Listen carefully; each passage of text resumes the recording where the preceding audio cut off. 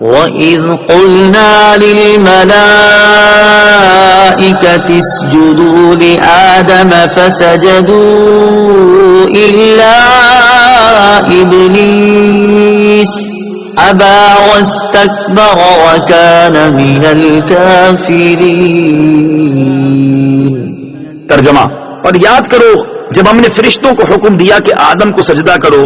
تو ابلیس کے علاوہ سب نے سجدہ کیا، اس نے انکار کیا اور تکبر کیا اور کافر ہو گیا۔ اسجدوا لآدم،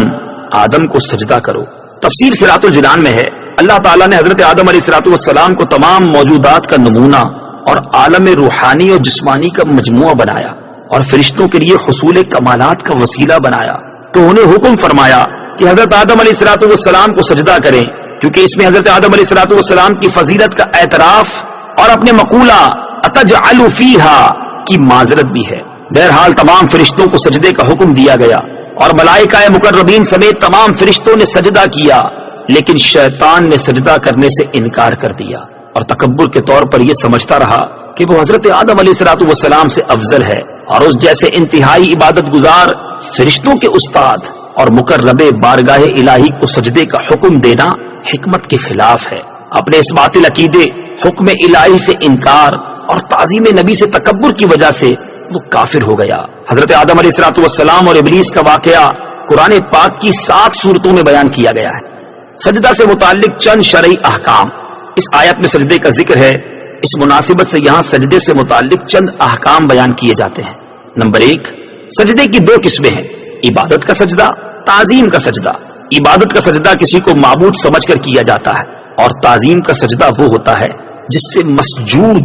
یعنی جسے سجدہ کیا جائے اس کی تعظیم مقصود ہوتی ہے۔ نمبر 2، یہ قطعی عقیدہ ہے کہ سجدہ عبادت اللہ تعالیٰ کے لیے خاص ہے، کسی اور کے لیے نہیں ہو سکتا اور نہ کسی شریعت میں کبھی جائز ہوا۔ نمبر 3، فرشتوں نے حضرت آدم علیہ السلام کو تعظیمی سجدہ کیا تھا، اور وہ باقاعدہ پیشانی زمین پر رکھنے کی صورت میں تھا، صرف سر جھکانا نہ تھا۔ نمبر 4، تعظیمی سجدہ پہلی شریعتوں میں جائز تھا، ہماری شریعت میں منسوخ کر دیا گیا، اب کسی کے لیے جائز نہیں ہے، لہذا کسی پیر یا ولی یا مزار کو تعظیمی سجدہ کرنا حرام ہے۔ لیکن یہ یاد رہے کہ تعظیمی سجدہ کرنے والوں پر یہ بہتان باندھنا کہ یہ معبود سمجھ کر سجدہ کرتے ہیں، یہ اس تعظیمی سجدے سے بڑا جرم ہے، کیونکہ یہ مسلمانوں کو مشرک و کافر کہنا ہے۔ اعلیٰ حضرت امام احمد رضا خان علیہ رحمت الرحمان نے غیر اللہ کو تعظیمی سجدہ کرنے کے حرام ہونے پر ایک عظیم کتاب لکھی ہے جس کا نام ہے الزبدۃ الزکیہ فی تحریم سجود التحیہ، سجدہ تعظیمی کی حرمت کا بیان۔ یہ کتاب فتاوی رضویہ کی 22ویں جلد میں موجود ہے اور اس کا مطالعہ کرنا انتہائی مفید ہے۔ تکبر کی مذمت،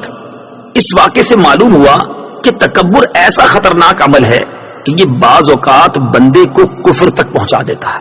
اس لیے ہر مسلمان کو چاہیے کہ وہ تکبر کرنے سے بچے۔ حضرت عبداللہ ابن مسعود رضی اللہ تعالی عنہ سے روایت ہے، نبی کریم صلی اللہ تعالی علیہ وسلم نے ارشاد فرمایا، تکبر حق کی مخالفت کرنے اور لوگوں کو حقیر جاننے کا نام ہے۔ حضرت عبداللہ ابن مسعود رضی اللہ تعالی عنہ سے روایت ہے، حضور اقدس صلی اللہ تعالی علیہ وسلم نے ارشاد فرمایا، تکبر سے بچتے رہو، کیونکہ اسی تکبر نے شیطان کو اس بات پر ابھارا تھا کہ وہ حضرت آدم علیہ السلام کو سجدہ نہ کرے۔ ترمذی شریف کی حدیث ہے، حضرت سلمہ بن اکوع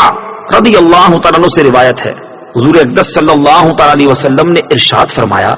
آدمی دوسرے لوگوں کے مقابلے میں اپنی ذات کو بلند سمجھتا رہتا ہے، یہاں تک کہ اسے تکبر کرنے والوں میں لکھ دیا جاتا ہے، پھر اسے وہی عذاب پہنچے گا جو تکبر کرنے والوں کو پہنچا۔